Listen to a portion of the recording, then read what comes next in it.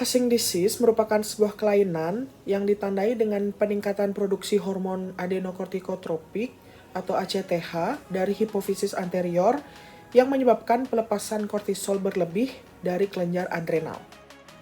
Kejadian rata-rata kasus baru penyakit ini adalah sekitar 2,4 kasus per 1 juta orang per tahunnya. Penyakit ini sering didiagnosis 3-6 tahun setelah timbulnya penyakit ini. Nah, insiden puncak pada kasus ini terjadi pada wanita berusia antara 50-60 tahun. Tingkat kematian Cushing disease ini diperkirakan mencapai angka sekitar 10% sampai 11%. Adapun rumusan masalah dari latar belakang ini ada 7, antara lain yang pertama, apa yang dimaksud dengan Cushing disease? Yang kedua, bagaimanakah epidemiologi dari Cushing disease? Yang ketiga, apa penyebab dari Cushing disease? Yang keempat, bagaimanakah patofisiologi Cushing disease? Yang kelima, bagaimanakah seorang dapat dinyatakan mengalami Cushing disease? Yang keenam, bagaimanakah penata laksanaan Cushing disease? Dan yang ketujuh, bagaimana prognosis dari Cushing disease.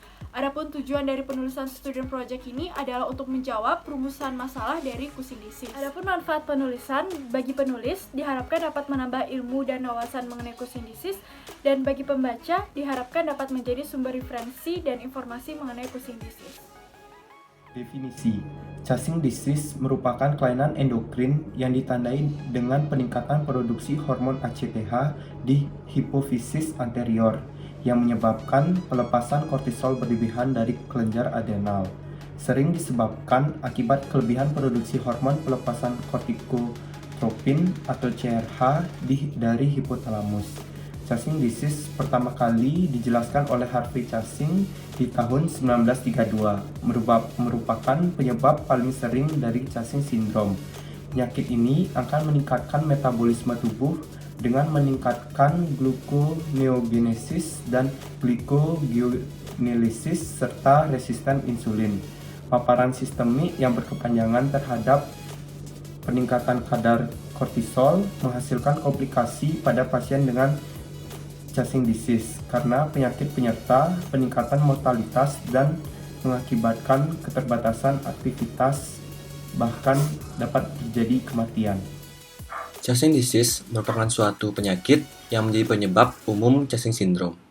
Tetapi Cushing disease ini bukan penyebab paling umum karena steroid eksogenlah merupakan penyebab yang paling umum yang menyebabkan sindrom ini. Cushing disease di dunia memiliki prevalensi sebesar 6,5 per 100.000 individu.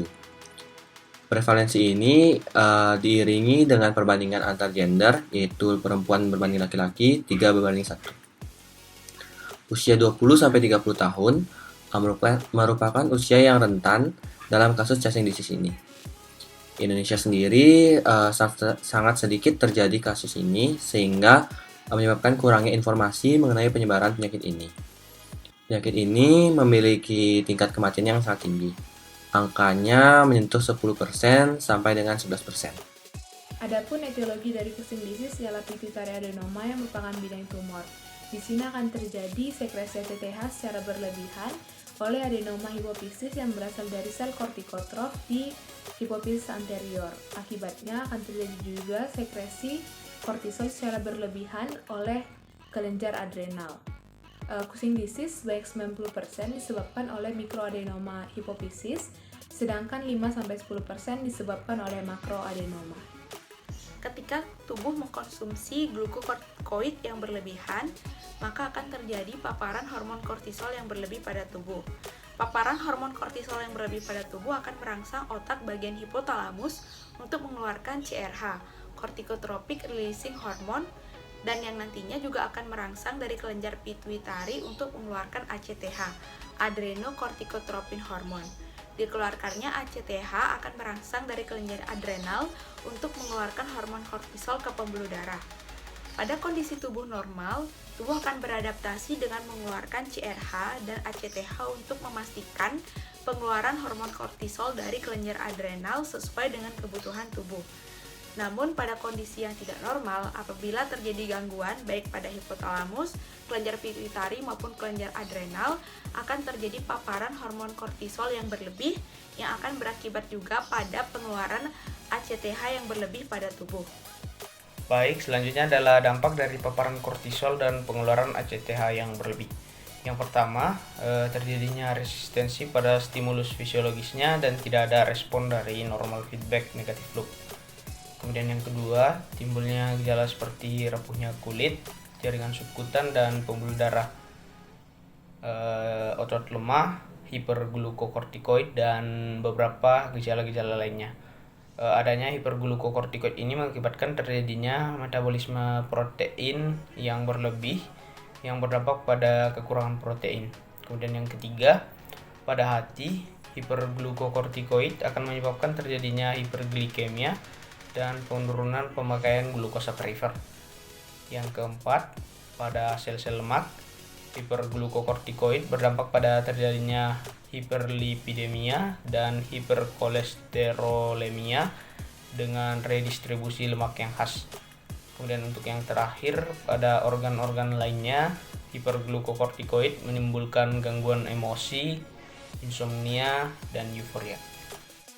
Baik, di sini saya akan menjelaskan cara mendiagnosis dari Cushing disease. Nah, yang pertama adalah mengevaluasi daerah dari sela tursika menggunakan MRI. Nah, pemeriksaan radiologi seperti MRI dapat mengevaluasi struktur anatomi dari kelenjar pituitari dan memastikan kemungkinan adanya adenoma hipofisis. Nah, mayoritas dari penyakit ini disebabkan oleh makroadenoma hipofisis yang dapat divisualisasikan dengan menggunakan MRI.